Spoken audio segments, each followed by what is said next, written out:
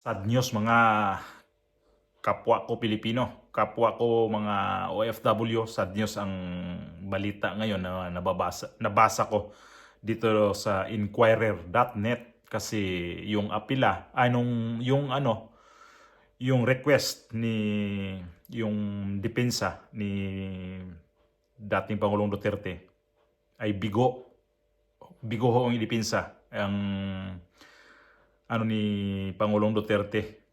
At ito yung sa lumabas sa yung sa Inquirer Defense Team of Duterte loses appeal to excuse to ICC judges. So basahin natin to. Tayo ng salamin kasi medyo may pagkaliit ang mga na to. Ulitin ko 'to pagbasa ha. May pagkaliit kasi mga litra kaya di ko mabasa masyado. So gamitan natin na palabantay ng nito, ng Larga Vista. Okay, ito yung labas ng Inquirer. Ngayon lang to ha. Gabi to sa Pilipinas. 50 minutes ago. So ito yung galing sa Inquirer nga to. Defense team of Duterte loses appeal to excuse to ICC judges.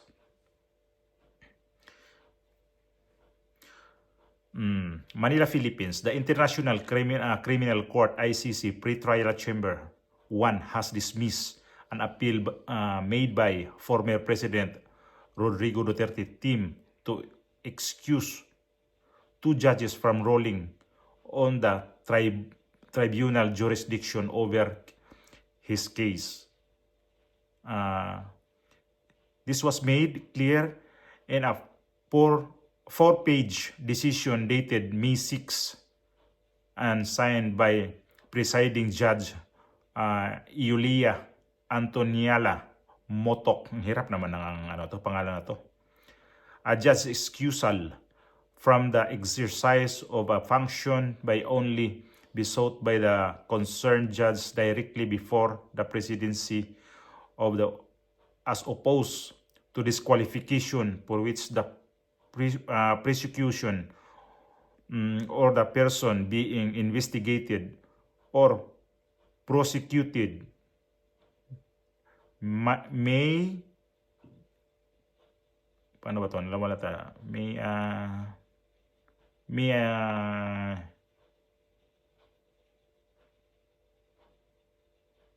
Sandali lang ha. May submitted request before the presidency the possibility for the person to invite or request judges to seek excusal before the presidency is thus not contemplated in the statutory text. The decision reads, as stated by the presidency, no preemptive request by the parties that a judge request his or her excusal and such course of action lacks a procedural propriety. It adds, the chamber dismissed the Duterte team invitation in Limine.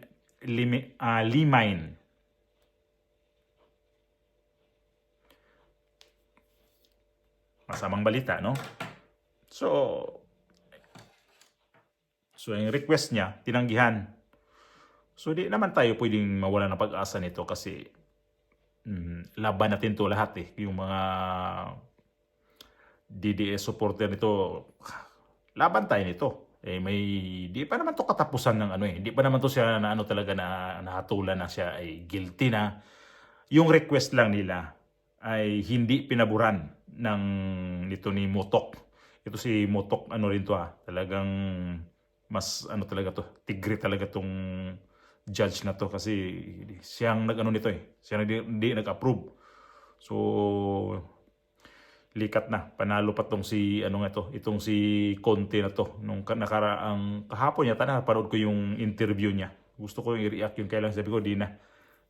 Tahimik lang ako doon. So ito na yung sagot sa kanilang motion ni Kaufman na yung request nila ni Kaufman ay hindi pinaboran ng ICC. So wala tayong magawa nito kundi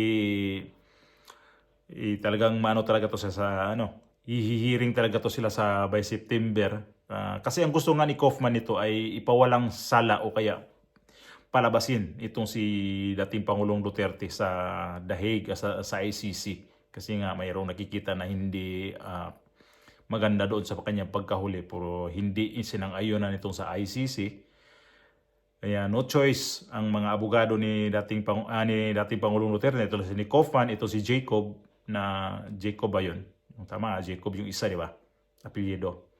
Ay magkaroon talaga to ng hearing. So marami pa to silang gagawin. Itong both parties nito, yung depensa at saka itong sa kabilang side naman, itong mga biktima daw, umano at mga di umano, itong mga ni dating Pangulong Duterte. So sa ngayon pa lang, mukhang may puntos sila sa kabila. Malay natin, makabawi tayo dito na hindi pa naman to hindi pa naman to umpisa pa lang tong mga kaso na to. Hindi pa naman to nag-hearing na hearing talaga. Wala pa to Hindi pa to. Kaya hindi tayo magpakawala ng pag-asa dito kahit itong balita na to ay hindi pabor sa atin. Para sa akin parang hindi ko dapat to ilabas na mag-upay. Pero so wala tayong nito. Wala tayong nito na porket hindi pinagbigyan sa ICC si dating Pangulong Duterte. Hindi tayo maglabas ng mga opinion, hindi tayo maglabas ng mga natin dito sa ating YouTube channel. So kahit tinanggihan, maglabas pa rin tayo. Kasi may pa rin tayo Kumbaga laban lang. Kasi ganoon naman talagang natin ito lahat tayo dito may dasal. At saka alam kasi natin na may edad na itong dating Pangulo. Kaya gusto natin talaga na hindi siya makulong doon sa ICC. Kahit pakawalan lang siya dyan na house arrest naman, mas maganda yun. Pero ano kaya ang susunod ditong abangan natin para makita naman natin kung ano talaga yung ipaglaban nitong mga abogado ni dating Pangulong Duterte, si Kaufman. Kaya nga ito na. Medyo masamang balita to para sa atin na taga-suporta ni dating Pangulong Duterte kasi hindi maganda to. Baka malay natin, baka yung bida pabugbog muna, bandang huli, siya pa rin ang mananalo. Yun lang yung pag-asa natin dito.